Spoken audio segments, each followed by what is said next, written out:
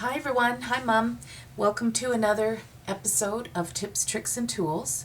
I've been asked to show my cinch. I used to have a bind-it-all, which is made by Zutter, but I now have the We Are memory keepers, the cinch. Now this, I think there's a couple different models. This one makes the round holes, and I believe they have one that makes the square holes.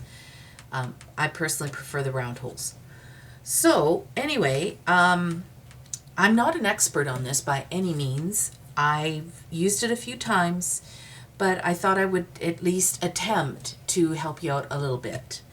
So you can see it's really compact and it will just stand on its edge, and it's fairly narrow, so you can, tuck it in somewhere if you didn't have a lot of space to leave it out flat. It comes with a hook on the side which holds your handle in place. Otherwise it comes up on its own. So it does pull out a little bit to accommodate for the stretch. This is the ruler that pulls out, so it's all marked for you. In the back here, this is your O-ring. Now this is an O-ring. This one is made by Zutter. I have a bunch that I still have from my old one. They work perfectly fine. You don't have to get the cinch wires. The O wires from Zutter work the same. So if you find a sale, go for it.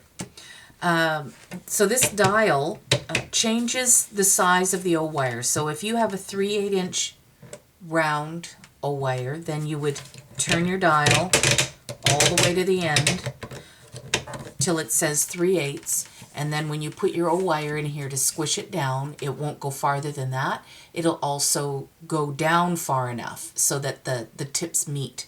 If it's not set, like if it's set for the 1/2 inch, then you won't get your O wire to close all the way and your pages will fall out.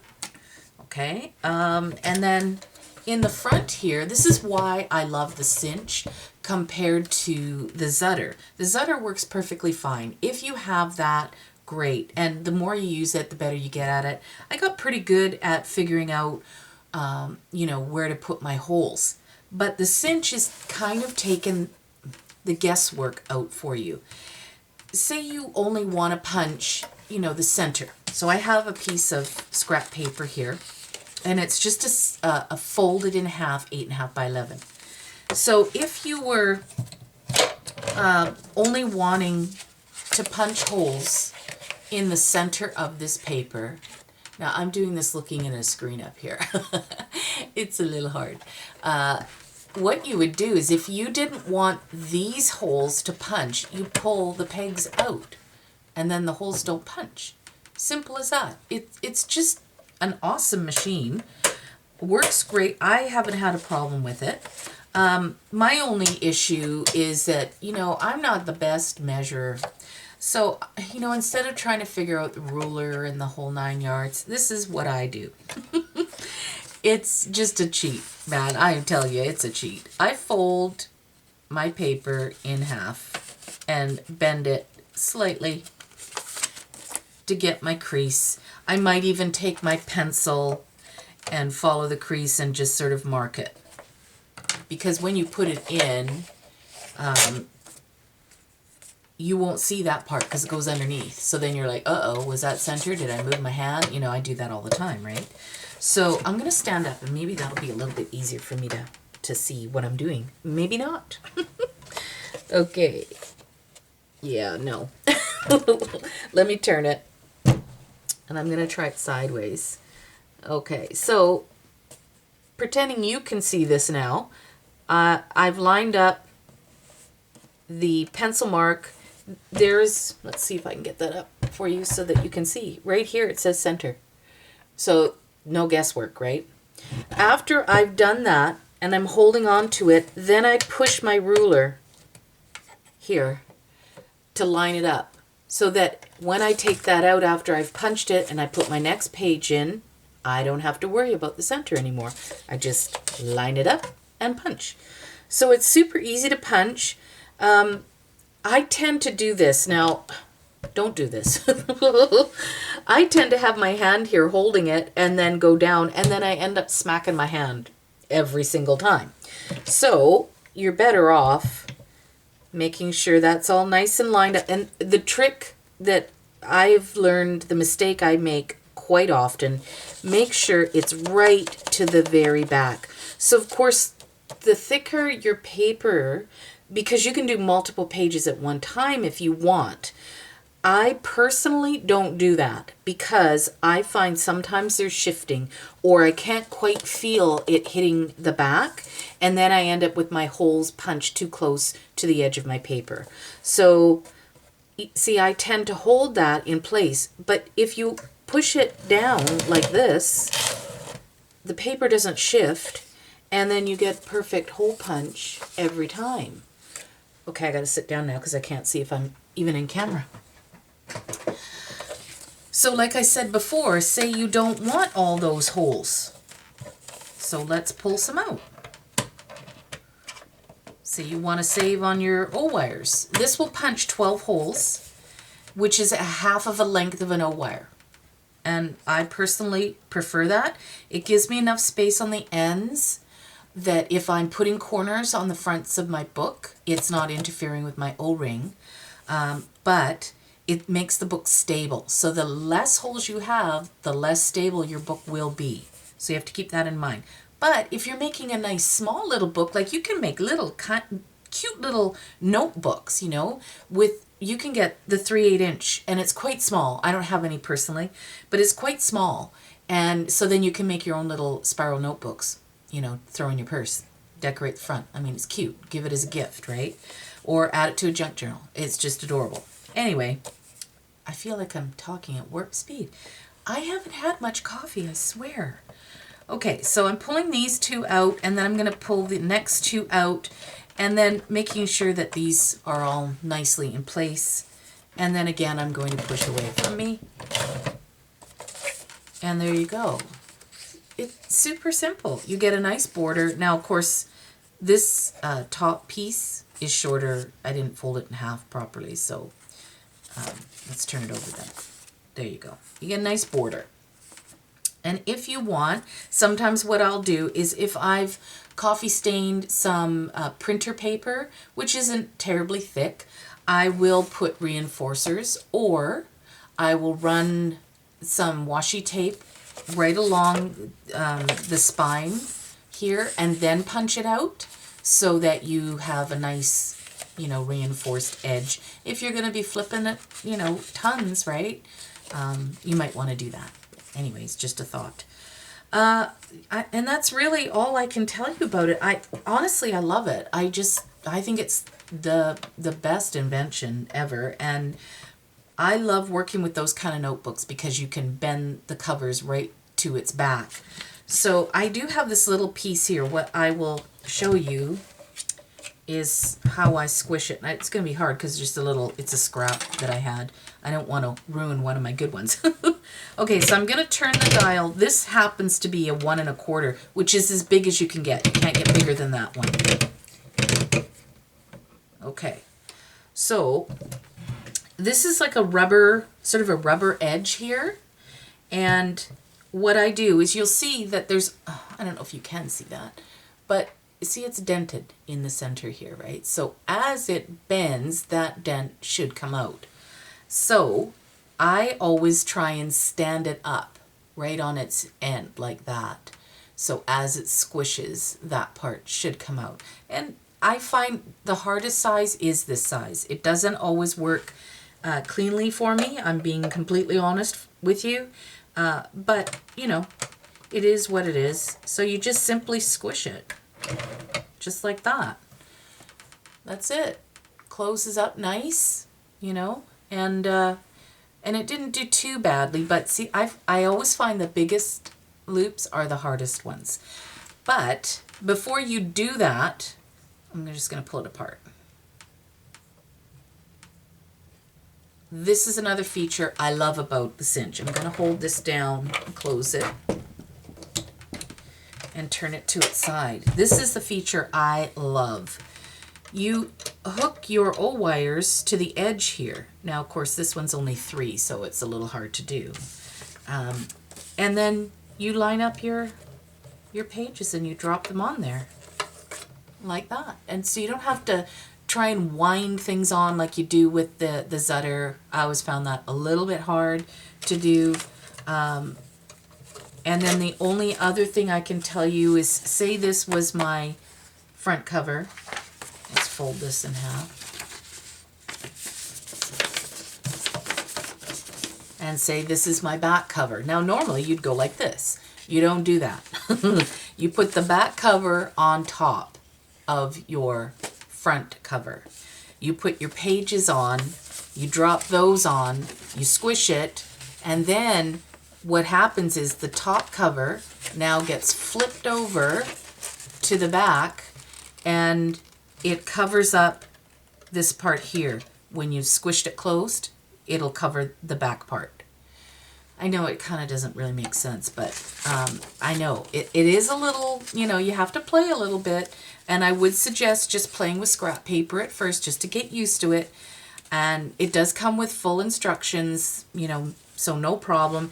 And you can read all the different, it tells you here, place your wire binding on hooks, and so it tells you the steps to do, and I love it. I think it's a great machine, and I've used it a ton. The other thing I wanted to talk a little bit about is today I was printing, and I've told you guys that I did buy the Canon. It's a MX492, I believe. Inexpensive, really inexpensive. I think I paid $45 for it on Canadian Amazon.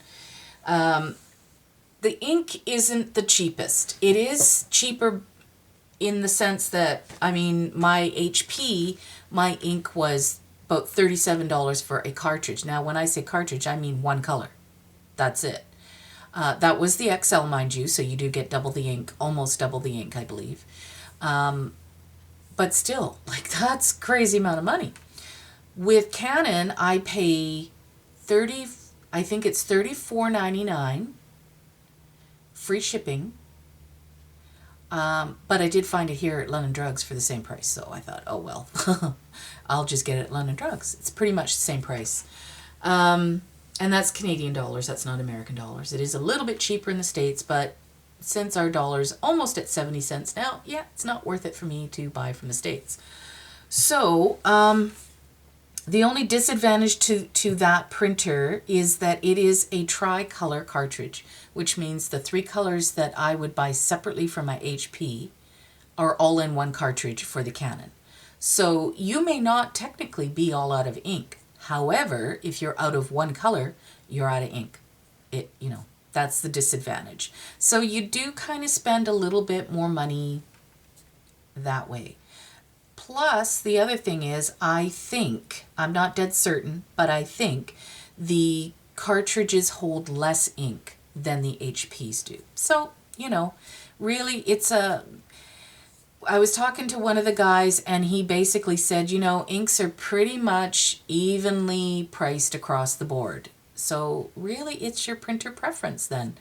I do like the Canon. I like that it will print borderless. My HP did not, although it did print with a, small enough border, which was fine. I like the size of mine. It is an all-in-one. It will scan. And it, it's fax as well. I don't use those, but it does have all of them, and it's way smaller than my HP was. And initially, I am spending less money on ink because they are cheaper. So, what else can I tell you? Okay, so I was watching... Whose video was it now? Oh, I'm so sorry, but Debbie Ann Parent, who is the owner-operator of Ephemera's Vintage Garden, had posted a video of somebody who had made a journal using one of her kits. The reason I'm telling you is she had done some of her pages printing on tracing paper. I've never seen that. I thought that was super duper cool. So I decided to try it. This is a sneak peek for the journal that I'm going to be working on. So my first attempt, failed. It got this far and then it jammed. and, didn't work. But hey, you have to try. So my second attempt was on this. Well, this is technically my third attempt. And this is transparency. Now, I found a whole bunch of stuff in my husband's office that apparently was mine, and I didn't know it was there. And you know how sometimes, I don't think it happens anymore, at least not lately for me anyways. Every time you used to buy a printer, you would get a sample kit of papers. And I still had that from probably 15 years ago. So I dug that out and it had a couple transparencies in it. So my second attempt on the transparency was an utter failure. Because I printed on the wrong side. Yes, there is a right and a wrong on a transparency. I did not know this. I do now. So what happened? Okay, well, it printed on the smooth side. This side, there's texture. This is the side you need to print on. Now, I thought that's what I was doing. But if you have a front load, let's change this because it's really shiny. If you have a front load printer, when you put your paper in, say you buy, I usually buy a photo paper, not gloss. It looks just like printer paper, only it's meant for photos. And it has a right and a wrong. I honestly don't pay attention. I just do it and it seems to work fine for me. But there is a right and a wrong, and it probably would look better if I did it right. But anyways, papers have a right and a wrong. A lot of them do. When you're putting in papers into a front load, you put the side that you want printed face down. I know it doesn't make sense. However, if you picture it in your mind, say I want to print on that side. So I've put my good side down that I want to print on. When it's fed into the printer like that, it now comes up around a barrel like this, and it starts printing. So then it comes out like that. Okay? So if you can picture that in your mind, it's wrapping itself around a barrel and then it starts to print. You'll probably make that mistake less often. Or just put a piece of tape on your feeder where you put your paper saying, put the good side down. And then you'll never forget. Okay, so a lot of people ask me, well, how are you printing on the back side? Okay, so my paper has come out just like this. That's how you put it back into your tray. Good side that's just printed up, because now it's going to feed back into that printer, come back around, and now it's printing on the other side so that this side is covered. That's how I do it. So when I printed on the tissue, or it's not tissue, I keep calling it that, tracing paper, I had to cut mine down because mine's, I think, the legal size. So I had to cut it down to fit into my tray. You have to make sure it's really flat. I take all my other papers out. I don't have anything in my tray, just that. Make sure that it's just touching. You don't want to, push it in so far that it's kind of going to jam. It will. It'll grab it and grab too much of it. As soon as it wrinkles, that's it. You're done. It's not going to work. The transparency worked amazing, but it was made for the printer. So I wasn't really surprised. Worked great the second time around. So that's my little tip on your printers. If you have any other questions, just leave a comment.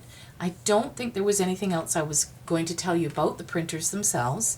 It is preference. Do some research. That's all I did. I Googled reviews on HP printers, reviews on Canon printers. I don't personally like Epson, although apparently there is one out there that's quite good. But it's a huge one again. I didn't want a huge one. I wanted an inexpensive printer because I find they don't last as long as they used to anymore. So why would I pay $200 for one when I can get the same results paying $45 to $50? I think that's all I can tell you at the moment. I wouldn't recommend I did used to post a link to ink. I don't like it for the Canon. It worked great for my HP, but I didn't like it for the Canon. So I'm sticking with Canon ink. And I did do a little demo where I did spray something. Although, oh, that was the other thing I was going to tell you guys. Dye ink versus pigment ink. The difference being one is more water soluble than the other. And this is in ink cartridges. Now, I'm not talking about your, ink that you use on your papers for stamping and stuff. But in ink cartridges, what I read was that mostly for colored cartridges, they are using dye ink. In the black cartridges, it's more likely going to be a pigment ink. The reason being, pigment ink is darker, lasts longer. So when you're printing, say you're, a lawyer and you're printing documents and you want them to last, that's what they use. That's why they use that ink. It lasts longer. And it's less susceptible to sunlight fading. If you're using, like a good quality ink, I am finding even though it is dye ink, it's not reacting the same way as my stamp pads would. As soon as you hit it with the Tim Holtz with water, boom, it's bleeding. It's not the same. It is a much better quality ink. But if you're buying knockoff ink, then in my experience, it's not as good. And I could not coffee dye anything with that ink at all. And having said that, I never dipped ever. Things that I print from my printer, I never dip it in coffee. I might spray the back, but I wouldn't dip it. And you can keep those inks safe, obviously, decoupage or Mod Podge or gel medium over your covers or whatever. That will protect it. I don't do my pages inside, generally speaking. They're inside a book. They're not, going to be exposed to sunlight all the time. But your covers would be, so therefore I do cover mine. So I hope you found that helpful. And again, have any questions, leave me a comment. Talk to you soon. Bye.